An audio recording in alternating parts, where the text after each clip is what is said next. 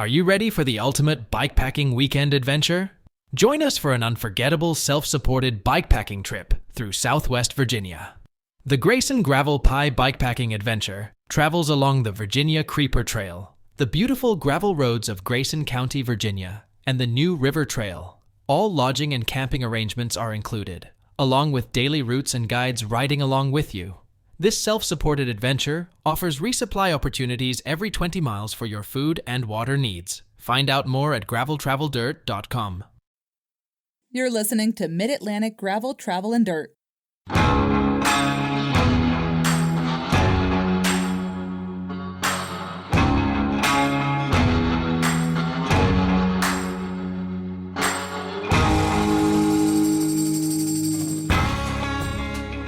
Hi, everybody. I'm Brian. Hi, Joey. And I'm Jess. Welcome, friend, to episode 212 of Mid-Atlantic Gravel, Travel, and Dirt. If you're new here, this is a podcast where we talk. Does somebody else want to do this one time? No, go ahead. Do you think I'm doing a good job Sure. with it? Okay.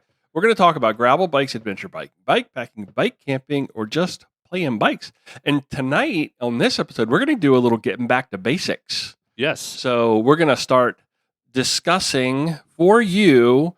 We're going to open a conversation about what the entry level or new gravelist cyclist needs to have and needs to know. You excited about that conversation, Jess? Yes. Sure. Before we get to that, though, what have I got to share? Some good discount codes. No, not some good discount codes, some great discount codes. On either the Salt Stick website or the JoJ website, when you reach the checkout, use the discount code LOVEYOUBUY. It takes 20% off all your items. Over at Cutaway USA, use the discount code GTD20 to take 20% off your order. And if you're in the market for a new hydration pack, please check out Orange Mud. Use the discount code FF23RAINS to take 15% off your order. I'm going to put those discount codes and those links in the show notes so you'll be able to find them. So just in time for, my opening event of the year, through this mild winter has finally arrived just in time for us to go to North Carolina to ride Croatan. Yes. It is cold and it is windy outside. I'm glad that I did all my heavy lifting and preparation earlier, so I'm not trying to cram for this bike test, as Matt had said, in this weather. So You can't cheat. Yeah, bike test. I have taken, I'm tapered. I've tapered, Jess. And that's a good thing. That's a smart thing to do, right? Because you do this stuff. I mean, I started last week. I backed my miles down, and then this week I've had just like spinning the legs on the trainer a couple of times, 20 miles, 30 miles, going into Croatan with fresh legs. And since Jess and I now do CrossFit, because I don't know if the rumors, people are probably talking about it. You guys prep for stuff? Exactly. Yeah. So my working is all ready to go. Thank you, Joey. Have you ridden it yet? Yes, I did. Okay, good. Took it out and gave it a little spin. Probably did about 50 miles just after I got it back from you. And that's great. It's always so much fun. It's always so nice to get a bike back from the bike shop with a new chain and a new cassette. Everything's so smooth and quiet, and it just works. And you guys do such a good job of releasing bikes. You make sure everything is ready to go, and there's no little gotchas or surprises or anything. So That is correct. thank you. Sorry, I was trying to find a photo, and then we all had to start so fast. So Well, we're started because Blake is being very quiet. Yes. I probably shouldn't have said his name, should I? So He's fine. He's eating. yeah, he's actually being really good. Maybe it's finally gotten into a rhythm of, we're here doing this thing, and he's not feeling like he has to participate. No, I think no, I think it was no. last week you put him upstairs. No. You put him in his place. I think he realizes now if he runs his mouth, he's going to get shoved upstairs. So okay, Joey, what's going on in your side of the table? I'm trying to find a photo for a Facebook event. But not a whole lot. I am a very bad procrastinator for calling this a test. No, I'm just kidding. Yeah, no, that's okay. For Croatan. It's going to be windy. Cheat the test. It's going to be windy. But it was windy last year. And last year had the wind emojis when we looked at the weather. It was windy last year. Yeah. It wasn't windy announcing. Actually, tents were blowing over. Yeah, it was. It's going to be windy, and that wind last year was tough on the way back in. Oh, yeah. So, That's why I got Jerry in front of me this year. Oh, you're set. Oh yeah, Yeah, let Jerry take all that wind. yeah. Nice. So the cough that started. Oh, I got to get my tea here in a few minutes.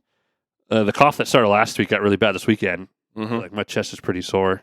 Cough's gotten better, but my back's also very sore from that too. You think you have like some long COVID things going on? I never had COVID. I thought you did have COVID. No, I've never had COVID. Oh, I thought you. I'm sorry. He never popped positive. Never tested positive, No. but That doesn't mean he doesn't have COVID. So I got super sick in New York last year, and I never tested positive. But looking back on it now, I mean, I don't know what else it could have been. I had this like a month and a half ago. This same thing. Yeah. And yeah. So I mean, nebulizer Sunday night. I started feeling okay yesterday and today. I'm still coughing a little bit, but when I do cough, it hurts. Uh-huh. Just from being sore from coughing. Yeah. That's all it is. So Just take it easy. I mean, you got all day to do Croatan. It's not like Yeah. it's not like it's a race, and it's well, it is a race. I guess. I guess it is a race. Some people place are first for the 50th. yeah. So First last. just First and last place. just do your thing. Just have fun. That's all that matters, right, Jess? Yeah. That's it. My flanimal's done. I saw it outside. I think I don't know. I Gorgeous. think I said it last week where I decided that I wasn't going to keep it Matt's set up. Yeah, I already talked about that. Mhm. That was like Matt's thing. Yeah, but it's like done now. Now And it's done Joey's gorgeous. It's gorgeous. It's just silver. Yeah, it's beautiful. I love the seat post, that chrome seat post, It's polished silver. polished silver or whatever it is. It's beautiful. Yeah. And then matched with the hubs and the stem yeah. and the headset. It's just gorgeous. Just Classy. really, really Yeah. like it's Silver and two- rust. That's the two tones. It's like two opposing things, and it really plays. And I noticed on the not the down tube, the seat tube. Uh-huh. It's got a lugging at the top of that. What is that? It's like it's got Because a the seat step. tube's carbon. The seat tube is carbon. Okay. So what Rodeo decided was they're trying to cut weight out of that frame, Mhm. and the least intrusive place on that is the seat tube, Okay. as far as structurally and everything. So that, that- seat tube's carbon and the head tube's carbon. Is that on all the Flanimals? Are they all like The that? 5.0s. Okay. Okay. Okay. That Was I noticed was a big change from the 4. It's lugged at the top, but then it's matched at the bottom. There's no lugging at the bottom. It's the Ghost. Don't worry. That's the light bulb. Oh, geez, too. So I like to think that somebody was talking to me from heaven when this happened today, but I didn't tell Joey that. But now that you just brought it up, I mean, we could talk It's about just it. a bad light bulb. I'll tell everybody what's happening. The lights were flickering, and Jess One and I, light bulb, yeah. Jess and I are both believers in Joey's little skirt of them, so a little worried. Not Anyway, yeah, that's a carbon seat tube. okay. But I put a Ritchie post in there. Okay. I didn't actually. I fit that 58 really well. I mean, I'm right at that mark. I did take the big old Thompson offset off. Okay. But I have all those parts just saved for something else. Okay. Just a fun bike. Someone it's like, here's a fun frame. So you Because I got 4 wheel sets. I just finally accumulated all my parts at the shop the other day. Yeah. just in time for a fire. Don't do that. Don't keep No. everything there. I don't have any of my bikes there or Jess's. No, Jess's mountain bike's there right now. And my Libre's there. Oh, crap. Not funny. Just joking. Not bad joke. I'm sorry. I shouldn't say that. No offense. When people come in and say that stuff, like, oh, I'm not leaving my bike here. I'm like, you acted like I started the freaking fire. Well, I'm joking. I'm not sure. Oh, if I they know you are, but people were like, I can't leave my bike here. Oh, so they're like, I'm like, are you kidding me? oh, Yes, no. because I went and torched it. Oh. Anyway, Don't say that. no. I've already got questioned by ATF and all. Did you really? Yeah, I had to told you go that. through They put me in the car and a couple of the agents ran me down. No, we didn't know that. Yeah, because I showed up that morning because I went home around midnight Mhm. and I went down the next morning at 7 a.m. And, I went and I didn't check in, but I was I went over to all the cops and stuff and I said, hey, I'm the manager. And they're like, oh, we've been looking for you. Oh, They just had to go through all their, yeah. as soon as they found out, who, what, when, where, why really quickly. Yeah, they laid off everyone. Yeah. Like the owner, manager, the vet, and all the others. Yeah, they did the same thing. Okay. I guess they have to kind of do their due diligence to make sure that that's part of the investigative process. Yeah, the fire marshal and ATF. Okay. But anyway, yeah. Flanimal is ready to ride my first lap because it's been windy and I've been sick. Well, my first ride will be like Jess's first ride last year. I like it. run around the track. I like it. You're gonna love it because then you get that extra little adrenaline or that extra little like fun factor because it's the first ride on the bike. Oh yeah. It's not like you don't know how to ride a bike, Oh, I know. right? I mean, so Yeah. come on out, ride your bike first time. I mean, the few times I've ridden it, like it was really fun. yeah. Like it reminded me of my Sequoia, but better. Wonder if it's the Like, carbon it was just in it. I think it's carbon in it. That's kind of It's nicer. It's lighter than the Sequoia. Like it's a little bit more. The build process is probably a little better than the Specialized. Okay. The Spork is really cool. The handling felt good. I like the little googly eyes on the Yeah. Spork. That's kind of fun. That's He Carl. went to Target, and I was like, "Didn't you know there was Hobby Lobby?" Like, no, he didn't go to Target, and I was like, "Where'd you get like?" Because I know where to get googly eyes from. Like, Target has a good selection of googly eyes. Don't your middle school students have a good collection of googly eyes as well? Do they put googly eyes on things No, but it would be funny if they did. They just draw a lot of male genitalias everywhere, and then do And drugs? They thought it was Did exactly. you see someone did that at the ski resort, like 3,000 feet up? No. I gotta send you the post. but- Okay. No, I have like googly eyes. I have stick-on holographic. I have hundreds of eyes for tying flies upstairs. Cool. So I had the googly eyes already. Everybody, Yes, it is. come see the bike. Yeah, everyone, you Okay. can sign it. You Oh, can sign Brian's work, and no, ain't nobody Yeah. signing anybody's bike. you don't sign my bike. Not happening. Put a fresh coat of oil on the frame. T7 oil. Oh. Matt gave me for that. Yeah, Looks good. yeah. Looks and sharp. I think I'm all prepped. I eventually, I want like a brownish half pack frame bag from Nittany for the frame bag. Yeah. I always ran that blue one Mm. on my Libre. I think that needs to stay with whoever gets the Libre. So are you going to get rid of the Libre? I think I can't really justify having both of those. And my friend Andrew, Well, let's back up for a minute. Why do we have to justify multiple bikes? I'm a bike shop manager and Jess is a teacher. True. And just like fully made of money. Like I would I love. don't think I want to be teaching summer school this year. I'm a podcaster. Well, what's really cool is my friend Andrew was really looking at one and up and back and forth, and like the aluminum doesn't have everything he wants, and I think he's okay with that. But then, I think he's going to get my blue one. Okay. So it'll be cool. I like when my bike's like that. I really like go to someone that I know. Yeah. So that's probably how Matt was. Matt just wasn't posting it on.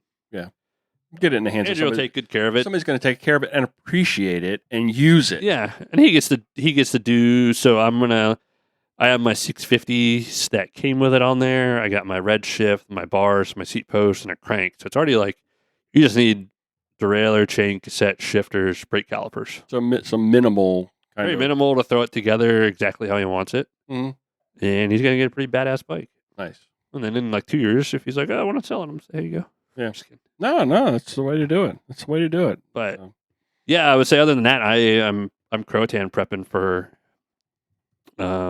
gear.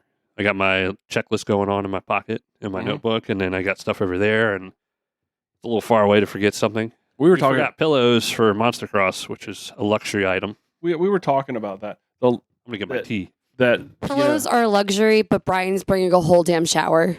Oh yeah, I'm bringing a shower. Yeah, but so why are pillows a luxury? I don't think pillows I are a don't think luxury. so I think either. pillows are a That's a necessity. question for Joey, not. Are you, he was not joking that. We didn't bring pillows. I had to sleep. I had a ball up. Oh no, pillow, absolutely. Actually, got really nice microfiber pillows upstairs that we gave to, whatchamacallit, when they were up staying in our guest room. So I'm excited for those. Nice. Pillows are definitely not a luxury item. They are a necessity. Now we have been because we were talking about this before the podcast. Hold on, a little pillow talk. Oh. No, I slept with too many pillows last night, and on my neck, I sleep with like one pillow flat. Okay. Like my oldest pillow too. I have 2 pillows. I'm a 2 pillow. I have a cuddle pillow Okay. because that's what us millennials Well, that's do. good for your back. My back and my knee. Yeah, it's my excellent. knee arthritis, so I don't have it anyway. Yeah, no, I hear you. I do the same thing. So yes, like when I go camping, my compression bag, my compression sack for my sleeping bag, I just put my clothes in there. Mhm. It's my pillow, A so I lot never of people remember do to bring that. pillows because Queen Elizabeth over here has like 14 pillows on our bed.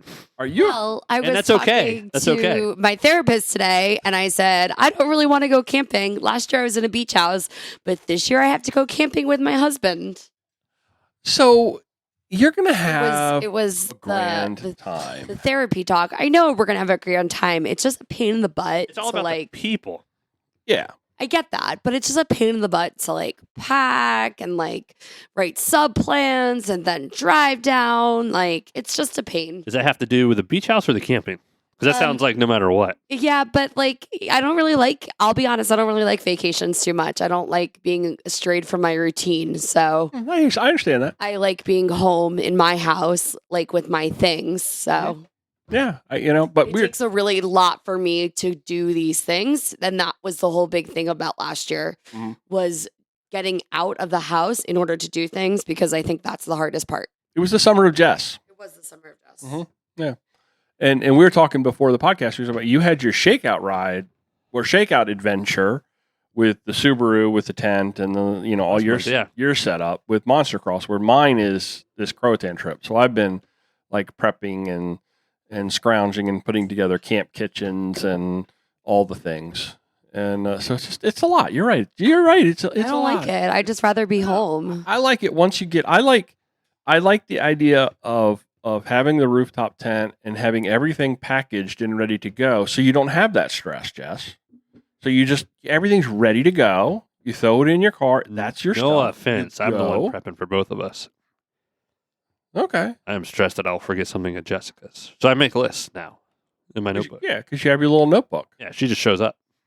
That- Like everything. That's She's fine, got too. she got the life. That's fine too. It All right. isn't bad, is it? So Jessica, what's going on with your knees? She got weak knees. I have weak She knees. doesn't have weak knees. I'm not going to be able to go to my birthday party at Sky Zone. Ever since I met Jess, she's always made fun of people with quote unquote weak knees. Now I, the one, have one. I have the weak knees. She I wanted have to the do the weakest trampoline knees. thing. Uh-huh.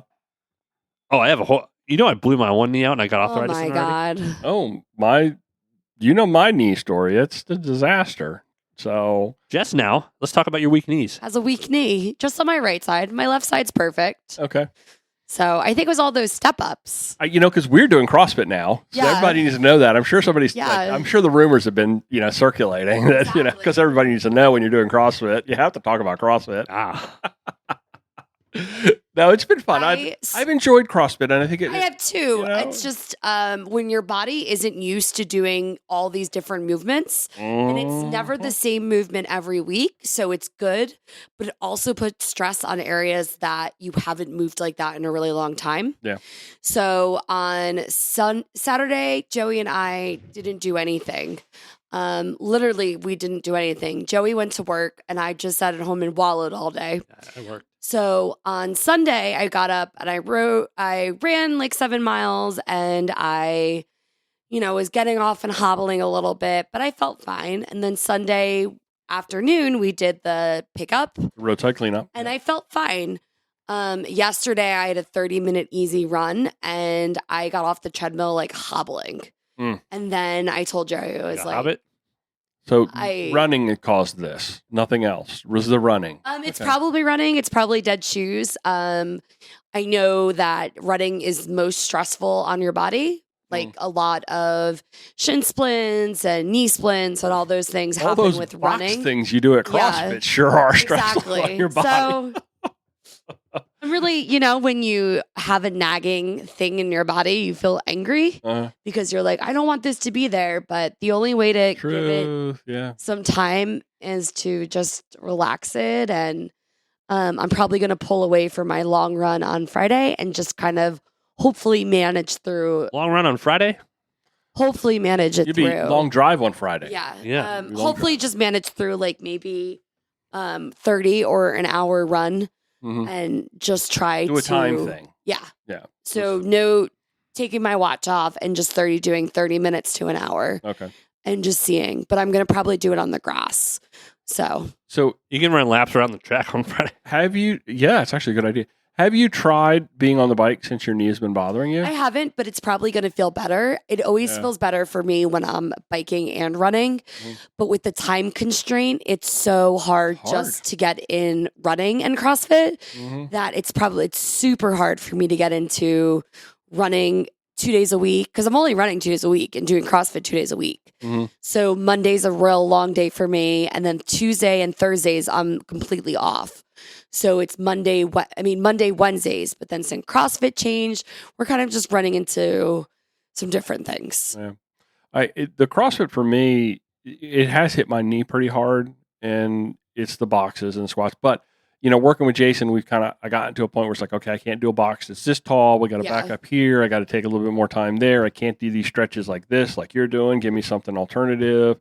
And once I got into that, it's actually worked out a lot better. Yeah, and I honestly don't think my knee is from CrossFit. I honestly think it's from just running on the treadmill. But even when it's hurting, though, when I get on the bike, it doesn't hurt. I can get out and get on the bike and just ride all forever. That matters. You say that because then all of a sudden it will jump up and get you. Yeah, exactly. Like exactly. cheese tax. I've enjoyed CrossFit. Let's talk more about. No, I'm not going to talk anymore. But I think it's hard when you first are new at any sport. Oh yeah, because you have to give yourself time and patience, and you have to say this injury was a really good way to know that I was doing too much on my knees. I will actually say a couple things that I've enjoyed about CrossFit is I like the fact is sometimes when you sign up and go to a gym, we all go through those cycles where we sign up and go to a gym for a little while, and then you like, oh, you don't know. I would go to a gym and I didn't know what to do, and it wasn't until unless you hired an additional personal trainer to give you a program and went down that whole road.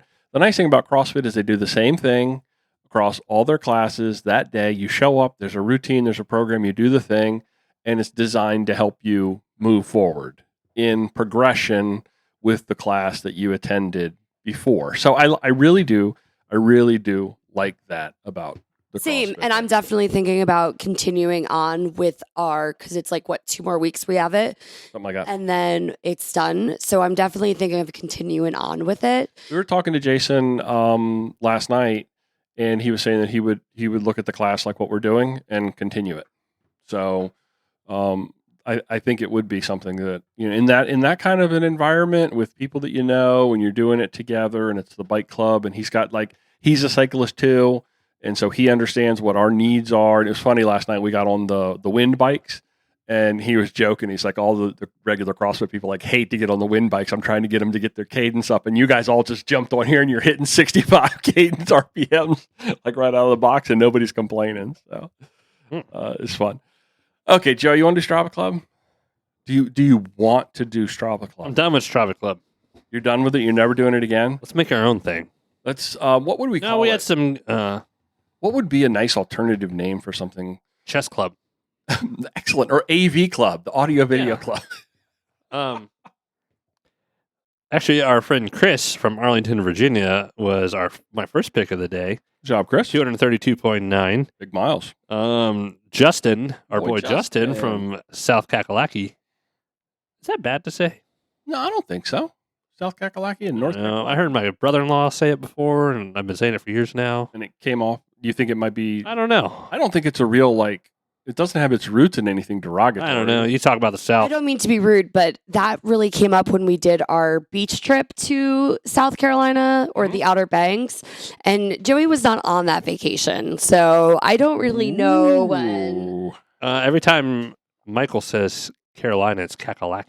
I know, but that was the running joke of reason why we went to the beach house Okay. for a week. Well, anyway, That's Michael really said it. Okay.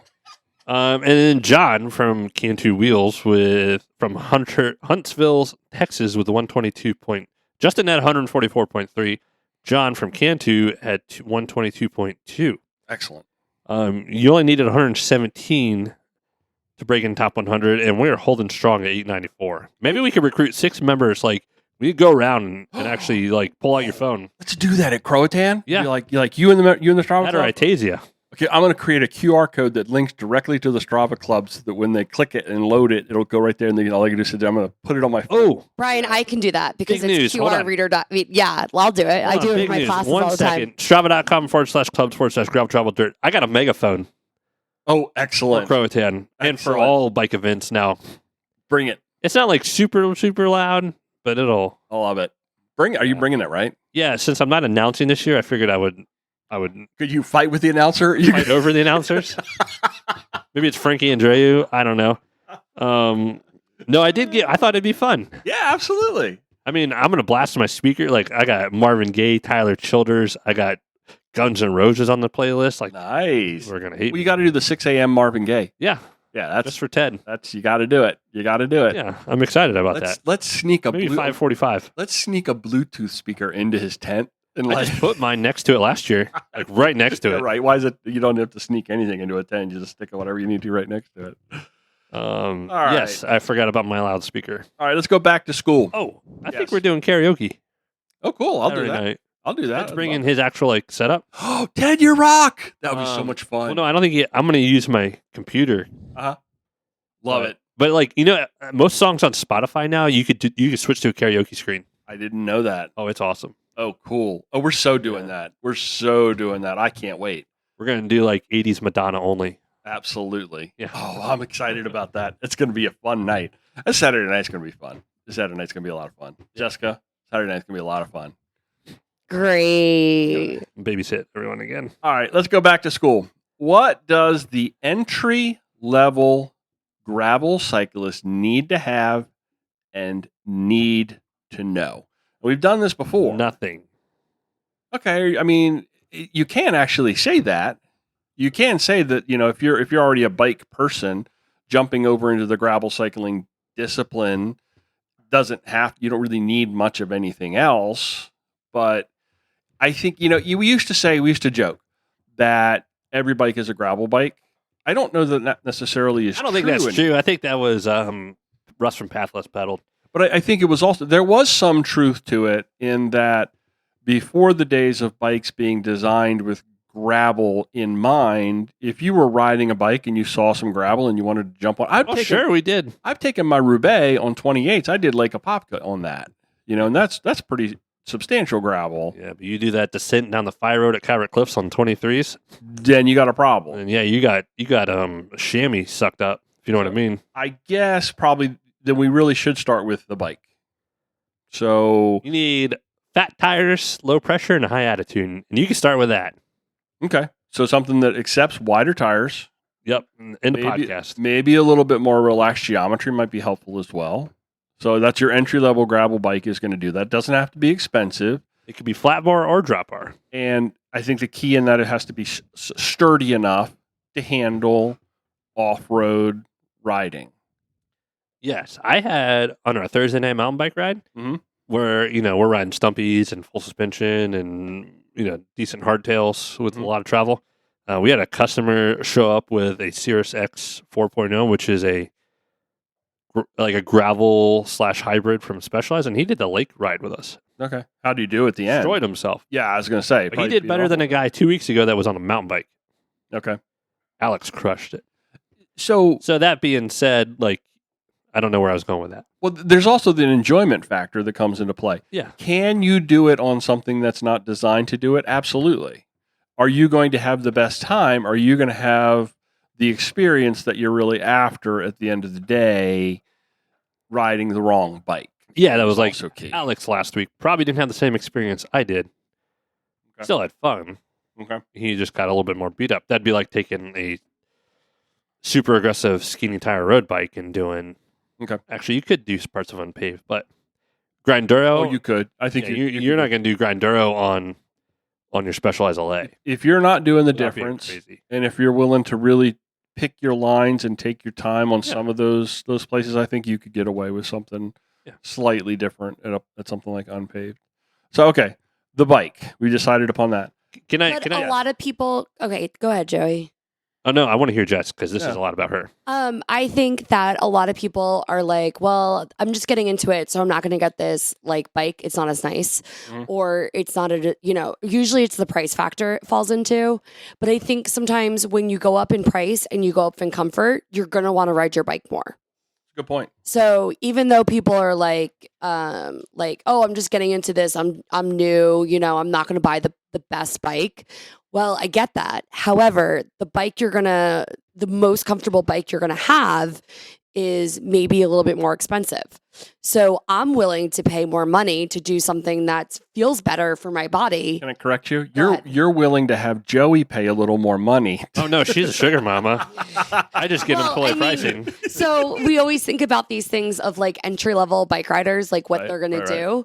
And I'm kind of have the best of both worlds because I am not a pro athlete by any sorts of the thing, but I travel with Joey. You get treated like a pro and athlete. I get treated like one, but I'm finishing last in almost every gravel event I do, and it's okay. But I am a teacher, and I get really good discounts on bikes, and I get really new parts on bikes. And so, can I take what you said and reframe it a little bit and ask Joey a question?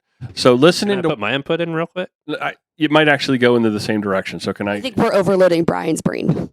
Maybe just a little bit. I'll overload it. So taking what Jess said and not coming in at the bare bones budget bottom, where can you cut a corner and say, okay, this is the part of the bike that's important. It's going to give me what Jess was just talking about, that comfort, but maybe there's a part on it that I can upgrade later that's not going to have that big of make that big of a difference. So here's what I did when it came to Jess's new bike last year.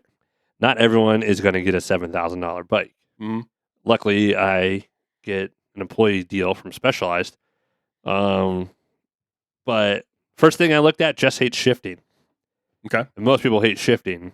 That's why first thing right off the bat was electric shifting. Okay. And then Rival's out now. Like you could slap that stuff on a bike for not a lot of money. Mm-hmm. When I say not a lot of money, it's about $1,400. Okay. But you can upgrade your disc bike down that. It's only disc only, but you could upgrade that down the road. Well, let's be honest. Any gravel bike you're looking at today is going to be disc brakes. True. Yeah. But you never know. But I had a certain criteria for Jess. I wanted to have a nice frame, electric shifting, and that bike just fit the category, the Crux Expert. Okay. Had comfortable wheels, all that good stuff. We did put a red shift on it, but that's just what I had to do because I know that's what Jess would ride. Okay. If she had something that beat her up, she couldn't shift or anything, she'd hate it. Right. Unless we literally went straight to a single speed. And then she'd never. It was either a single speed salsa, storm chaser, or a Crux Expert. And trying to climb up Grusk was not going to be an experience that you would enjoy on that. I mean, there's some people that do that tackle those. Hey, we got off at parts of unpaved. Yeah. On the we all rode together. Yeah. I know some single speeders that crush it.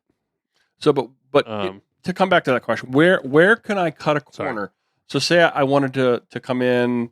I'm trying to think of a bike like a Jamis Renegade. Yeah. Okay. So that's a great entry level frame. It's durable. It's steel. It's got a good S2 relaxed geometry. But the entry level is going to come with some components that maybe I can upgrade later on. Yeah. So starting with the frame and the clearance of the frame is probably the most important. That's my biggest bugaboo right now with the bike industry, and what they're overlapping. But I mean, to go back really quickly, I mean, excuse me, single speeds are so cheap to build. Okay, because you don't have to have any components. Look at Rachel. Rachel Sage has been doing everything on her single speed and crushing it. And there's parts of unpaved where she rode past all of us up. There's parts that we all got off. But a single speed is probably the best bike to get into the sport for not a lot of money.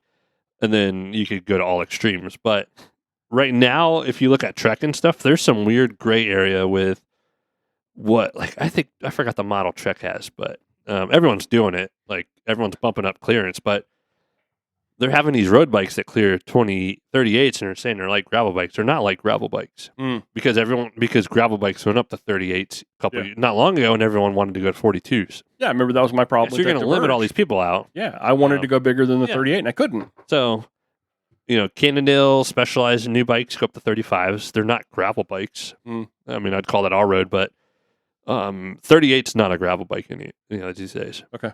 Because you got to think in the mindset too. That's of my biggest complaint right now. Your event directors are putting together events where a 38 is going to suffer. Yeah. So and that might be okay for the light canal or something, but I'll take you to the plains and you're going to want a 42. Right. You're going to be pissed you bought one bike that only clears 38s as a road/gravel. So They need to be two separate things right nowadays. from an equipment standpoint, how important is tire choice and tire technology, tubes versus tubeless, and aggressive versus rolling resistance, and I think having the right clearance will allow you to have. I mean, if you have the right tire selection, Mhm. that's what's important. and I think gravel tires have evolved to a point where they've got those smooth center sections with the aggressive Yeah, everyone- knobs on the edge, and so it's Everyone's got some version of that, which Yeah. is they're all just. I wouldn't say they're all just as good, but they're all just as good. right. I think all the big competitors have a really good tire in that category. What about tube versus tubeless for the entry level? I think with the right education, Mhm. it's all about the education in the bike shop. Yeah, because like what Jess was just saying. So if she goes out and every ride, Mhm. she's hit some chunky gravel and ends up with a flat, and she's changing flats all the time because she's running tubes, that reduces your enjoyment factor, correct? When you're having to continually. She needs to come to one of my classes, Well, but she's always with me. But no, but so my point is it tubeless has been this has always had this like moniker of oh, it's advanced, or oh, it's scary, or oh, don't do that. I think the entry level gravel cyclist might want to embrace that technology. I think if it's presented right. Yeah. Okay. I mean, we're pretty open about it. That's why we offer classes, and Yeah. we'll teach people. And if someone's just talking to you tubeless and they're not talking to you about a Dynaplug and upkeep and time between sealant and all that stuff. Right. Yeah. Right. Okay. So what about clothing? So there's a lot of people when they first start and want to get into the sport of cycling in general, the whole spandex thing totally freaks them out and turns them off, That's why I like gravel right now. because gravel. So Gravel casual. it's more casual approach. You're talking something that's a little baggier, but you've got to balance that still with you're spending a lot of time on a bike, so padded shorts underneath a pair of baggy pants, shorts. You wear whatever you want. You wear whatever you want, but I think there's still Not jeans. You Those are uncomfortable. Unless they're like hand-up jeans. So, and Jess, we've talked about this before with the jerseys and the fit of the jerseys and blah, and how they make it look. Everybody, it's just blah. So the idea of something that's a little more relaxed, Yeah. I think is very Yeah, appealing. actually, Hand Up just put out a really cool line of new shirts. Okay. For gravel. Not for gravel. They're just really cool shirts that are not jerseys. And I throw on cotton t-shirts all the time when I ride. Right. Thank you, Joey. We couldn't hear Blake, but I bet you will hear that. I mean, I think what's cool about it, I mean, look how many years ago I was just wearing Hawaiian shirts and stuff. Right. Yeah. And everyone would look at me weird. Now there's hand up, cutaway. Everyone's you could buy moisture wicking because the ones from Old Navy suck when they're wet. So From sweat. they're taking the technology of bike clothing and bringing it into a more casual style. She started it all for me. Yeah. She was always I don't know, we've gone through waves, but Jess was always wearing something fun, relaxed, comfortable. Nice. She'd wear shorts, but I mean nowadays you can wear mountain bike shorts over it if you don't want to wear just straight spandex. You're not going to go to a gravel event or gravel anything, even mountain biking too, and get looked at weird because you're not wearing the typical. That's changed. You go to a road event. You go to a road event. Oh yeah, you don't match your carpet doesn't match the drapes. Yeah. If your bottles aren't matching, and you're this that. I was referring to jersey and socks, but No, bottles, I know everything. what you mean. Yeah, I know what you mean. I think that's what's cool about gravel. So I guess one of the takeaways from this is that it doesn't have to be expensive, because I was wearing Old Navy button downs for $10. I'm talking about the whole of the picture of equipment. You can get away with entry level bikes, making sure that you're doing the things to make that bike comfortable for you, so that you'll enjoy what you're doing. Okay, so there's that. So it doesn't have to be expensive. The clothing doesn't have to be intimidating. The technology doesn't have to be intimidating. Jess, I know you've got some thoughts on this. How important is it for a bike computer and some sort of tracking device? There is no point in that. Okay. Unless you are afraid of getting lost. Okay. there is no point in getting something that's going to track your miles. Right. There's no, I mean, the only thing that's scary is like getting lost. I mean, I've gotten lost plenty of times, but I've always like, you could have very easily ridden Grusk without a bike computer. You could have very easily did Monster Cross without a bike computer. Probably do unpaved without one. You can probably do unpaved without a bike computer. Yeah. I didn't upload that ride. So like I would say like gravel worlds, I would need a bike computer. Like that would be one that because we made some wrong turns and we didn't know we were making wrong turns. Because they don't mark the courses in the Midwest. And a part of the gravel culture in the Midwest is because the roads are so much gravel and the turns are so many turns. I think a part of the gravel cyclist culture in the Midwest is orienteering through the route, making sure you know your route. So I think a bike computer is right. It's very important. I would spend more money in getting a bike fit. Okay. The number one thing I recommend to people with shoes for running is they're like, what shoes do you wear? It's like, wear the shoes that work for your feet. Our feet are all different. Yeah, go have somebody to look at your feet. Yeah. Go get somebody to look at your fit. Go get somebody to look at where your pressure points is or your butt. Like, because if like my fit is way too aggressive, it's uncomfortable to ride. Okay. No matter what stem I have, no matter what anything I have, it was uncomfortable to ride. I would say that before you should invest a lot of money in computer technology, you would be better served to invest some money in light technology. Front lights, rear lights, yes. Well, everyone has a cell phone nowadays. It does all your navigation for you. If you can always fall back to your phone now, you probably already have. Yeah, and what a lot of people don't realize is that your phone, you say, oh, well, if I go into this gravel world and or gravel event and they don't have cell phone coverage, well, your GPS still works.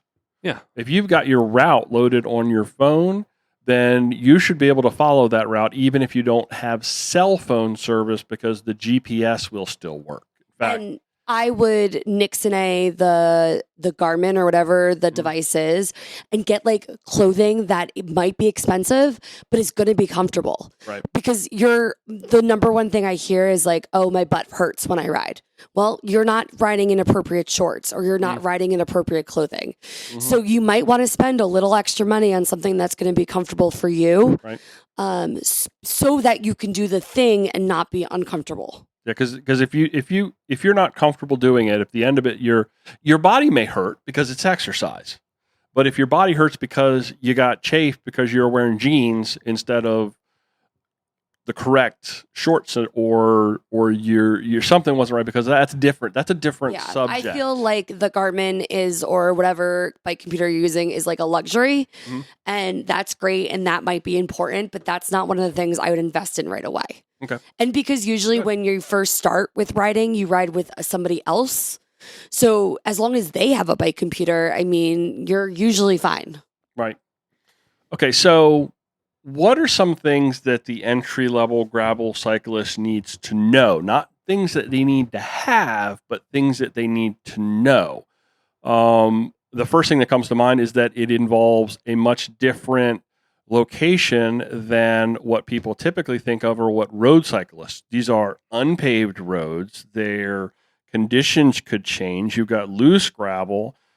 It's a different skill set that's required than road cycling, more probably akin to the mountain bike world.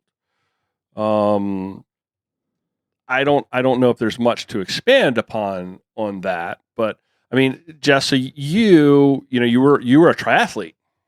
And then, Joe, you did some gravel stuff, and now you're doing mountain biking stuff. So you've sort of in a compressed window, like been entry level in all three of those different disciplines. How have they been different for you in your thinking of bike handling? And I know we've talked, that your mountain biking has improved your gravel bike handling. Yeah, but I probably wouldn't just start if I was a triathlete wanting to be a stronger bike rider. I wouldn't be like, hey, go start mountain biking. I just like it, you know? And I think that, great. It's helped me stand up on my bike, but, I like riding the mountain bike and I like riding the gravel bike. Okay. So I think it's to not lose the the fun of it. Like if it's not fun, don't do it. Do something else. Like Yeah. you're going to find something that's fun for you. Right. So don't get into cycling just because you think that it's better for you, for your body, or better exercise or anything like that. Like get into it because it's fun and you have enjoyment with it. I think that's true. That resonates for all, like any discipline where you're looking to like increase physical fitness. If you're not enjoying the thing it is that you're doing, if it's misery, then it's not doing you any good. No, it's not. The most important thing is you're getting outside and you're doing something good for your body. But I wouldn't do something if you don't like it. Like give it a few tries. And if you really don't like it, don't do it. What about, so there's a drastic difference in, so like, two people show up at the water cooler and they're both cyclists. One's a mountain biker and one's a road cyclist. And road cyclist says, I went out and did a century this weekend on Monday morning, where the mountain bike guy comes in and says, hey, yeah, I did 20 miles. And, so the distances, there's this thing that's different in the distances, but the effort expended could be exactly the same to do 25 miles on a mountain bike trail system and 100 miles on a road bike system. Gravel sort of sits in the middle. So I think it's important to understand that if you're a gravel cyclist, or if you're a road cyclist coming to a gravel environment, your distances, you may look for shorter routes. And we've talked about this before, is like go out and pick a distance that allows you to enjoy yourself and have fun and enjoy the community of gravel cycling and not get so hung up on doing the distance at an event. Yeah, I was talking to my nutritionist today and she was like, what are we packing? What are you bringing? Like we try to plan meals and stuff like that. And I said, I don't really have a long bike ride this weekend. I have 50 miles. And she goes, is that the shortest one? And I was like, yeah, out of all the things, that's the shortest one. Right. And 50 miles seems overwhelming and daunting. And I don't think a 50 miler has any better or worse fitness than the 150 miler. Right. I think there's just different discipline. So when people judge you based off of how many miles you do, I think that's a really slippery slope to be on, because a 5K athlete and a marathoner are both in Olympic status. And it doesn't mean one's better or worse just because they're doing more or less miles. Right. I hate when So- people ask what distance I you're doing. agree. I agree. It's And like, when people, like at Memphis, 100%. did you do the marathon? I don't freaking care what you did. Exactly. And it always that could actually come from an innocent place. It's more like you're all there to do a thing, Yeah. and it's like, oh, what are you doing? It's like that opening salvo. But it's always like a conversation starter. But it's always the thing that starts. 100%. So how can we change that language at gravel cycling events? What's the question that you should ask when you're having that opening salvo of a conversation with somebody you've never met before? What are you looking forward to? Hey, did you have a good day? There you go. Like, How that's many not, Uncrustables did you eat? Yeah, like honestly, like that's the conversation we should be having, and less about how many miles you're doing and your watts and something like that. Like, Okay. are you doing something good for the community, or are you being a booger butt about it? Okay. Like, Nice.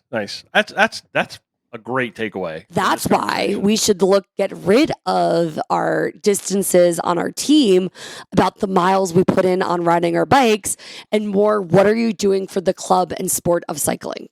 We don't have a leaderboard for that. I'm just telling. I know it's easier to digress and to judge and to rate ourselves off of, but why are we rating ourselves off of miles? I think what Jess is talking about is our club does this thing, and it started a while ago, where we look at our Strava leaderboard and we grab everybody that rode 100 miles, and we take a screen capture of the leaderboard for everybody that's done 100 miles. And if you think about it, 100 miles isn't a lot.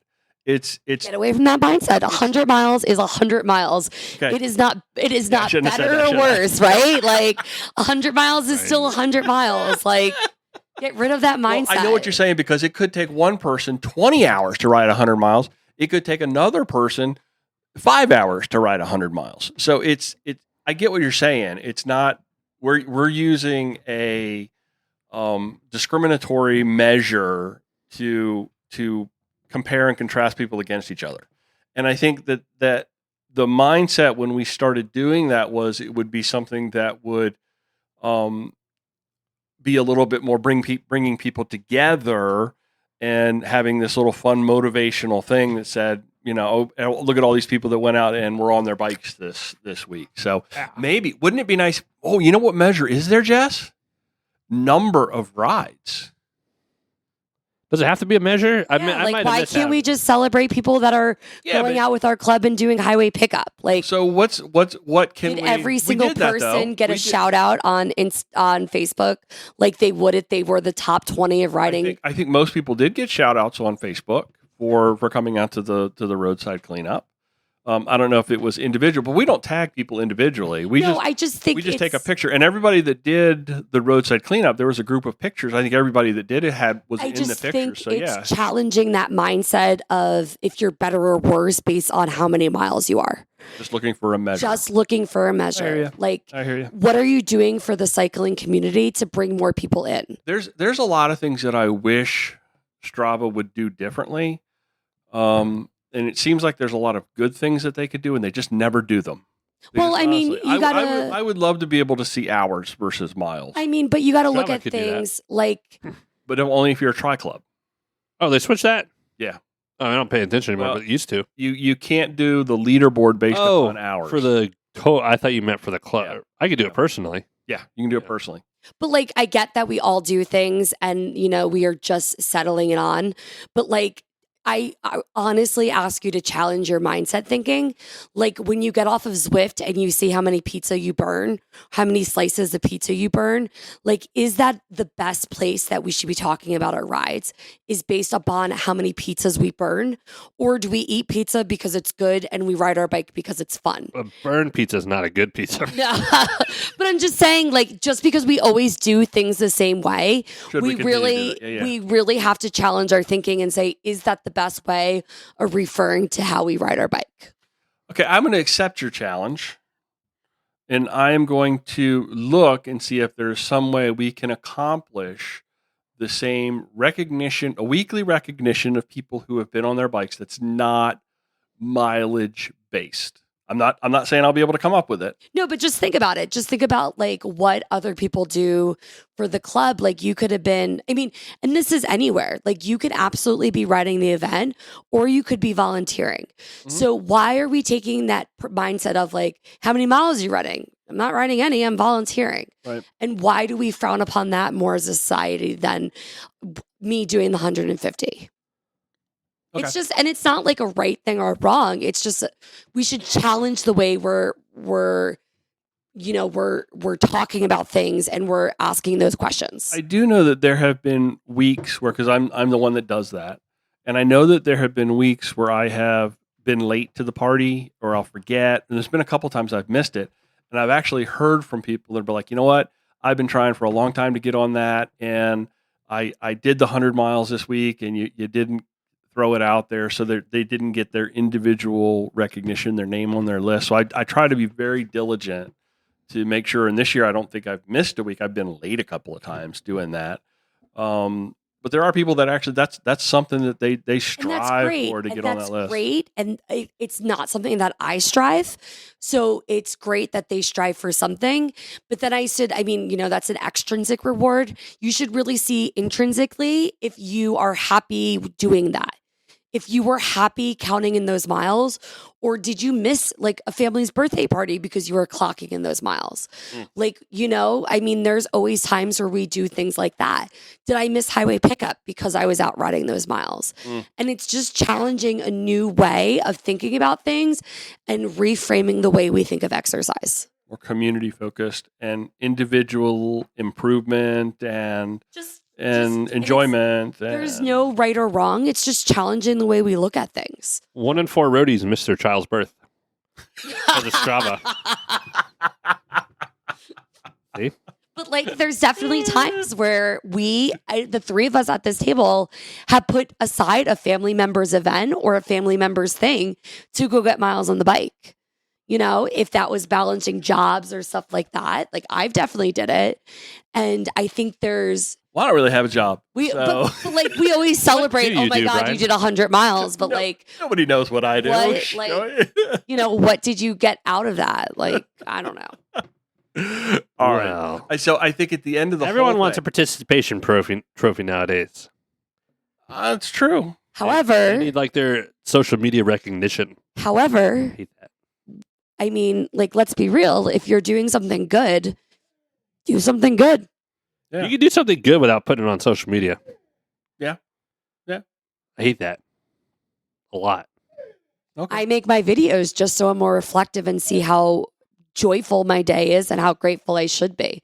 So maybe people are just posting their celebrations on there to remember how grateful they should be. You know, the other thing I think is cool, and I think social media has its like huge problems. Don't get me wrong, but it is kind of cool. We're starting to get to this point for those of us that have been around it for a long time. You know, it's almost you're almost like you're documenting your life in a way that, you know, future generations will be able to go back and look at, good or bad, happy or sad, it doesn't matter. It is your life, and you're using this as a tool. And I think everybody has to understand that you're documenting your life for future generations. So, do I think it's a bad thing that somebody brags about something that they did on social media? I don't think so. I think there's a lot of people now that do it just for social media, though. Yeah, they do the thing because of the. What do you like off camera? Okay, so there's You're like Shooter McGavin. okay. So You're mean to old people and kids off camera. On camera, you're nice to them. it comes back Pete to Gilmore was being on the forefront of that. authentic. Yeah. Okay. All right. So I think there's a let's caveat it all with saying that if you're being authentic in this space and not being something that you're not, that quite possibly I don't know. It's wow, we got really deep with this. Oh, didn't yeah, we I'm did. just saying, if you want to put the Twilight series in a time capsule, like, Oh, boy. who are we to judge? Right. Okay. That was Parks and Rec, but you didn't get that, so I'm never mind. I made Jess Joey switch. knew what was coming right from the bat. I didn't tell her the other night. I just started switching over to Parks and Rec. Okay. I kind of got officed out. Yeah, it does. It kind of runs you out. Then we started watching Superfan episodes, and then I'm like, Yeah. I started. So yeah. Parks and Rec, I have a hard time with that one. It got really bad towards the end. Oh, the last season sucked because of the way they jumped around. Yeah, it got really bad. I've only watched that season once. Yeah, but The Office did the same thing. The Oh, yeah. Office got really bad too. Yeah, the very last season where it was like they tried to cram in like 3 years or something into. Mm. So I to wrap it all up, to put a bow on it, it doesn't have to be expensive. It doesn't have to be. It shouldn't be uncomfortable. There's not tremendous equipment requirements, and it's a great community as long as you approach it that way. Yeah. It can be a very unique and rewarding experience that allows you to be on a bike, but also at the same time explore and be in a natural surrounding. Yeah. So- The cool thing about gravel is you're going somewhere cool. It's going to be an adventure. Yeah. The bike doesn't make a difference of whether. We were talking about too. It's the people that you're with. Yeah, it's all about people. We could have the biggest mansion of all of us this weekend, Right. or it could be sleeping in turn 2, except for you, you're turn 3. And we're going to have fun. Before, yeah. Okay, but pause. I'm going to throw this out there too. Sure. Terravale posted their number one person that came in over Mid South, and I messaged them like, I don't know, 2 hours ago, and I said, "Will you post me? Because I usually come in last." And they didn't respond back. Did they see it? I think we should celebrate. No, they're actually really nice to me. Terravale website, Lanterne Rouge. but I think it's really important that I think it's important that we celebrate the first, the last, and everybody in the middle. and the last person at every event. Just Everybody in the middle. Just So- because there's no dead F last doesn't mean we shouldn't be DFL? celebrated. Yeah. I should be celebrated all my things. DFL just happened to be Marley at Mid South. I think everyone saw that. I didn't. Yes, I saw that. She just happened to be. She did the 100 and came in last. And I told Joey that I come in last at all my events, but there's no parade to celebrate me. There's a parade in Joey's heart, and that's all that matters. All right. Well, I think all our event promoters in the Mid Atlantic are amazing. I think what Bobby has done and what he's trying to do for everyone as a whole is totally different than I think everyone else. Mm. I don't know how I said that. No, I understand.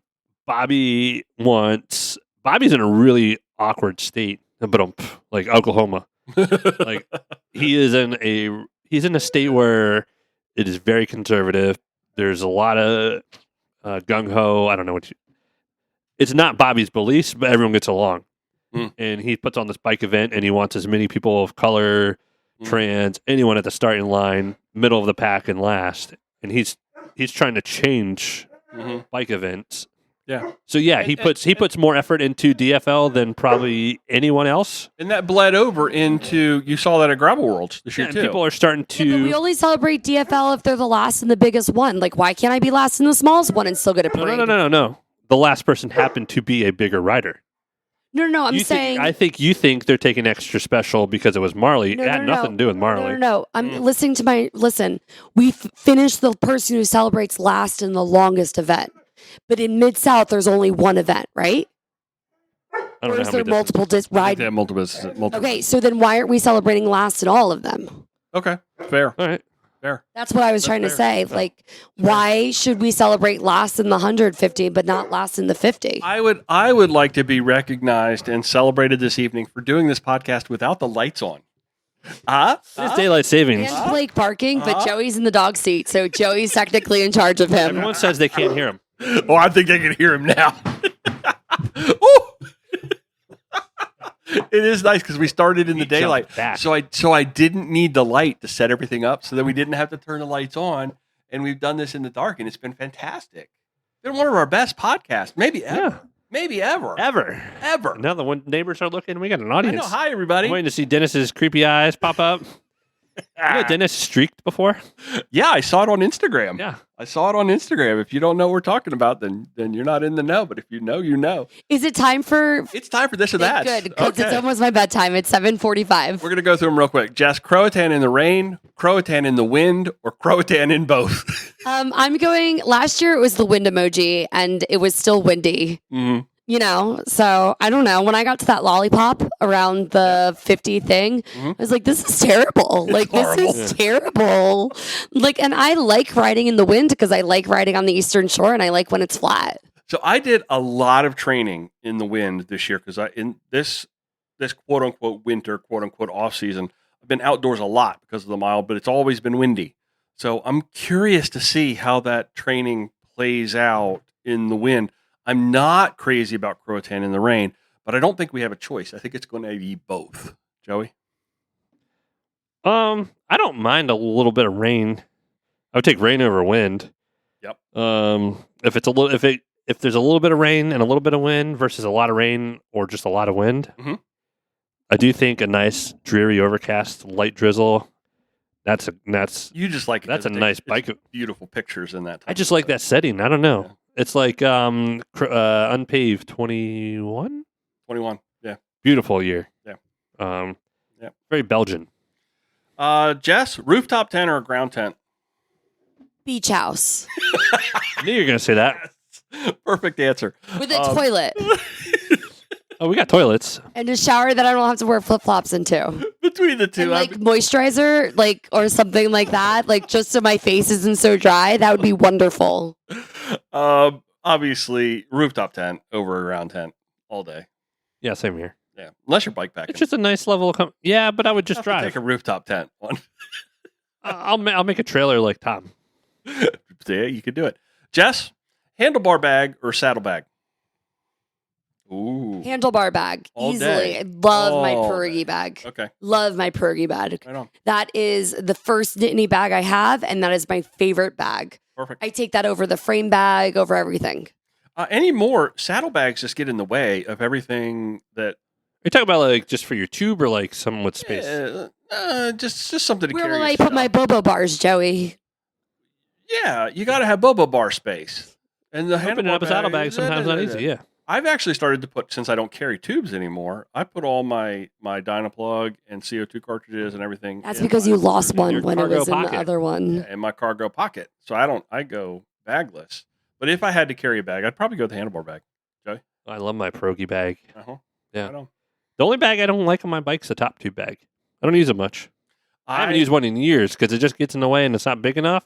Yep. Or I you don't get like it. you get one big enough and don't like it. And it's too big. gets in the way of when you try to get off Yeah. the bike. Yeah, and it's painful. It sticks to the inside of my chamois. Yeah, No, that was the Velcro. I don't like the Velcro. I hate Velcro. don't like Velcro. I switched yours Oh. out. I wish everybody would go to magnets. Me and Wes cringe on the sight of Velcro. Magnets. Everything should be magnets now. No you more know, straps. my pierogi bag uses mini volet. How do you say that? Oh yeah, Volair straps. Volet straps, and then it's a magnet opening. Nice. See? That's what 21st century. Magnets. Get up with the Evan. times. Get up with the times, folks. Last one, Jess. Having a nasty gel or having some real food? There is no need to ever eat a gel. No gel. No need. No, I I'm agree. putting Pop-Tarts in my bag. Oh, excellent. Yeah. Actually, I was thinking about Pop-Tarts this morning. Pop-Tarts, it's like a challenge food. So I'm going to put some in my bag. What's a challenge food? Like foods that like I normally don't eat, but I have to challenge myself to be I thought that was like a social media thing. Like No. not like you have to challenge yourself like, ooh, I don't want to eat this, but it's more like a challenging the mindset of eating a Pop-Tart. okay. So saying you're like, I really Like we don't it's okay to eat this. exactly Okay. Do you eat it? Do you double stack it like me, or do you eat it individually? eat it individually. I eat it individually Nasty. and I have to break the corners off and I split them in half. The Pop-Tart, that's how you eat a Pop-Tart. But it's just sugar. It's just carbs. It's just good carbs. You split them in half inside the bag. Then you open the bag. Then you eat half, but you have to nip the little corners off because they're dry and yucky. And would a Pop-Tart be considered real food? Yes. Okay. Yeah, process. I'm But just It's processed, but it's food. okay. I'm going to real food. I grow Pop Tarts in I think my everything's processed. my garden. Yeah. What flavor grows in your garden? If you take your little corners off and you bury them and you water them, yeah. Okay, you can have my corners, and we could go into business together selling. God, grilled everything Pop-Tarts. we have to make a business out of. We But- just can't eat Pop-Tart No, corners. But we'll have to get Dave involved. It'll have to be organic Pop-Tart farming, Oh yeah. and we'll have to do it in an urban environment as well. These Pop-Tarts are made from organic strawberries. That was just for you, Dave. That was just for Dave. I mean, algebraically speaking. All right, y'all ready to shut it down? Well, technically, I didn't give my response, but Well, let's give just your skip over response to- then. No, it's okay. No, I'm not going anywhere. I'm not moving forward at all. No matter we're at a I'm minute. not a big gel person anymore. Okay, Jess don't told me they were gross. I agree. I think gels have I always did been get They're disgusting. did get my scratch rice cakes, like the prepackaged, not the Yeah. their new ones. I bought a box of those today Okay. for this weekend. Nice. But Uncrustable, Scratch, and then I guess Pop Tarts. But I only like s'mores, really. A lot of my Pop Tarts. They grow the best. Okay. some more Pop-Tarts. Pop-Tart. All of my friends eat Bobo bars. Bobo bars or Cynthia JoJ bars? Frazier has them. JoJ bars or Bobo bars? Well, Bobo bars are kind of nice because they're made from real oatmeal. Okay. So it's just like somebody took oatmeal and like rolled it up into a ball. Okay. It's very delicious. Sounds gross. Millions of They're dollars. just delicious. I have lots of friends who eat Bobo bars. We need to come up with something we can roll up into a ball, Joey, and make a business. I'll think about it. Thanks, everybody, for listening to this episode of Mid-Atlantic Gravel Traveler. If you've enjoyed the podcast, maybe consider joining our Patreon family or do like a couple of folks did this week that I'm getting ready to mail out. Order a T-shirt, order a sticker pack. That's a great way to support us. Wow, too. I was really depressed before I started, but now I feel better. It doesn't podcasting It make you feel does. good? Well, usually not because you guys usually argue about stupid things, but Oh, wow. Joey, how can folks get in touch with us? Well, you can come touch us. I'll be the leprechaun this weekend because Nice. St. Patty's Day is this week. Nice. I bought like 6 corned beefs the other day. I saved over $100. Wow. They're like $6 from like 30. Good job. I'll make 2 this weekend. Not this weekend. And then I'll put the rest in our packed freezer. Yeah, so come down, give us a touch. If you don't want to do that, we're at graveltraveldirt.com. Our Instagram is at Mid-Atlantic GTD. And really quickly, as of Tuesday, March 14th at 7:47 p.m., Saturday's forecast. And during the day, it'll be 62, steady rain in the morning, showers continuing in the afternoon, 62 at the high. Winds west at 10 to 20 miles an hour, chance of rain 90%. The low is 38 that night. Our sunrise is 7:15 and our sunset's 7:18. Hopefully, I'm back by 7:18. Oh, God. If I'm not back by 7:18, send a truck. Just feed me to the gators. All right, folks. you know there's gators out there. In North Carolina? Gross. Coastal North Carolina? Yeah. They're not Yeah, gross. gators. They're the gator. The gator. Cute. Yes, There's one in our lake out here. Savannah, man. The cicadas are wonderful. Okay, it's 7:49. Mid-Atlantic Gravel Travel and Dirt is recorded this week from right here in Blake's kitchen. Thanks for riding along. Until next time, do good, be nice, go slow, respect others. Love you. Bye. Love you. Bye. Love you. Bye.